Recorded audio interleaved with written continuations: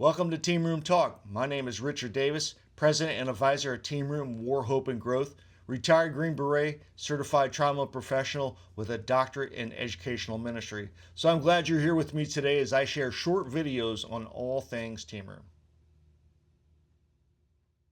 Hi, this is Richard Davis, and today I would just want to be able to share a little bit about compassion coming out of Luke chapter 10 at the parable of the Good Samaritan. It's a famous parable that we've learned and we have read when a lawyer comes up to Jesus and asks about what must he do to be saved and what must he do to live. And so Jesus asks him about what does he read in the law, what's the most important. And he said, love your Lord God with our heart, mind, soul, and strength, and to love your neighbor as yourself. And that was it. It's like, go and do likewise. And but again, here you go, that the individual, the lawyer, wanted to justify himself and ask, who's my neighbor? And that's where we get into the parable and where I want to be able to focus about compassion. In compassion, we also can relate to Matthew chapter 9 when the Lord is seeing a lot of people. He's going to a lot of villages and cities. He's healing people of various diseases and ailments. And there's just large amounts of crowds following him. And he looks at all these people and who are helpless and harassed, and he has compassion on them. He says, they're like sheep without a shepherd.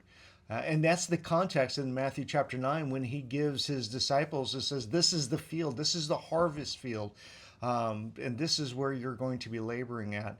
And here in Luke, though, we see an individual. Now it's going to be trying to justify who's the person I'm supposed to show compassion to. And which compassion, we have to remember, the term itself, compassion, is providing a practical response. Matthew chapter 9, Jesus is providing a practical response to those who are struggling with a variety of ailments and diseases. He's healing them. And now we see here is that this parable in Luke chapter 10, and that Jesus is sharing a story that a man fell in the hands of some individuals who beat him, who stripped him, who left him half dead on the side of the road, stole all of his belongings. And then you have two religious individuals, a priest and a Levite, that come by and they see him and they avoid him. And then you have the Samaritan. The Samaritan sees him, and then he provides that compassion that Christ is speaking about. But it's in verse 34 that, as a combat veteran, I really paid attention to, because of what this Samaritan did. I've even researched and read some commentaries on Luke, on the parable of the Good Samaritan out of Luke chapter 10, and very few will actually comment it. I've actually read one where it said that this individual, the Samaritan, anointed him from there because he put some oil and some wine on his wounds. He anointed him.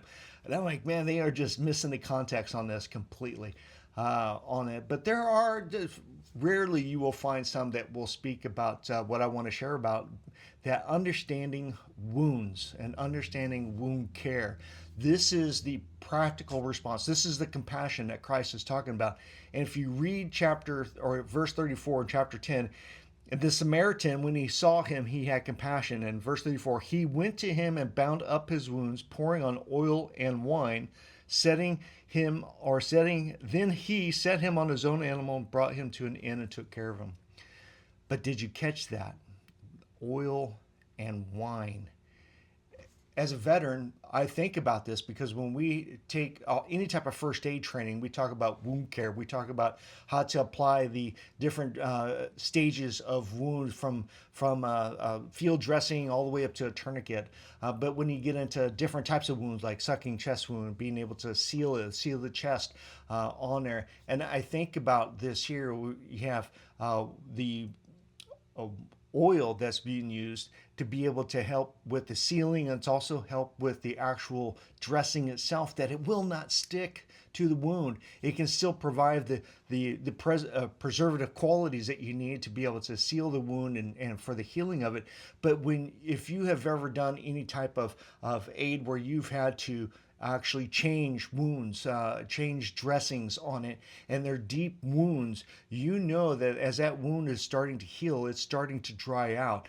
And that gets connected into the tissue, the fibers of the whatever gauze that you're going to be using, and you rip that joker off, it's going to hurt. it's going to cause more damage. It's going to cause more bleeding. So he used a little bit of oil, and this is catching now for me. And I'm like, this individual understands wound care. And then he applies a little bit of wine, pain relief. So you see that the Lord, and I am so grateful that the Lord left this in this context, that it's important for us to be able to see and to be able to read, that it's just not as what Naaman said in 2 Kings, where he goes of his leprosy. I thought that Elisha was just going to come and say a few things and wave his hands in the air and I'm going to be fine. Sometimes God uses things that he has given us in creation to be able to help with others. But to be able to use those things, we have to be able to understand them. We have to be able to have a basic understanding. And that's what Team Room wants to do. Team Room is an educational ministry that seeks to educate others on how to care for combat veterans struggling with post-traumatic stress caused by war, moral injury, what is even TBI and how it can impact us with similar symptoms? What about when it comes to other types of treatments? How does our military training come into play in making us and forming us into soldiers? Understanding who we are, understanding what we've been through, understanding not just any physical wounds that our veterans have encountered, but also the invisible wounds that they may be suffering from their time in combat. What we say, the residue that remains after being in combat.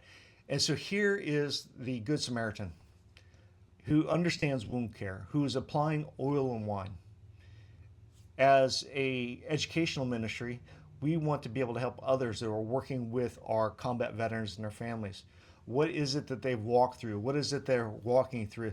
How is their mind, their body, their soul, how has it been shaped by combat, and their responses, even from our SOPs that most people won't even think about, but how has our training shaped us? How has our SOPs come back into play? Even as veterans, the hypervigilance, the flashbacks, the nightmares. Why is this important? Because we want to be able to encourage those who are ministering, who are caring for our combat veterans, that they have an understanding of what they are. They're not just waving their hands in the air, but they actually understand. They have a basic foundation, and that's what we provide. If you look at the website at Team Room War, Hope, and Growth, you're going to see 16 different lessons that we walk through to be able to help provide that foundational knowledge to be able to walk with combat veterans and their families. It is about how ministry, having compassion, is that practical application, a ministerial response, plus also using what is available to us through our VA system, our counselors. I'm not opposed to that. I have gone through counseling sessions using eye movement desensitization and reprocessing, and it's been very effective. I have other friends that are using different treatments from the stellate ganglion blocks, SGB, also when it comes to ketamine, and they're seeing incredible improvements. So again, it's understanding what we're dealing with, what we're struggling with, and being able to provide a practical response. This is compassion. This is what Christ is sharing about here when he says that he saw him and had compassion. So when we see our combat veterans that are struggling, we just don't walk past on the other side of the road, but we can actually engage them. We can actually talk with them because we have an understanding. So this is what we provide at Team Room, More Hope and Growth. And you can find out more through the website. You can read more about the different lessons we do, what the philosophy is about Team Room, even the biblical rationale. I'll be able to break down some of these texts that I use here to be able to help justify what we're doing. But you're also going to read others that are also on there, and why we should be educated on these topics, because not everybody is. A lot of people have degrees in various areas, but are they focused on the trauma and trauma care when it comes to combat veterans? And that's what's important, and that's what we provide. So take a look at Team Room, More Hope and Growth. You can also find more on my personal blog site, richedavis.com, where I actually have an article on this and some other ones related to this topic when it comes to providing that practical response. So again, if you have any questions or comments, drop me an email. You can find that on the contact site on the website. It's at info at Team Room WHG for War Hope and Growth, but Team Room info at teamroomwhg.org, and just leave some comments. But I appreciate y'all, love y'all, and thank you for listening to this one about providing a practical response to our combat veterans based on Luke chapter 10. So take care. God bless.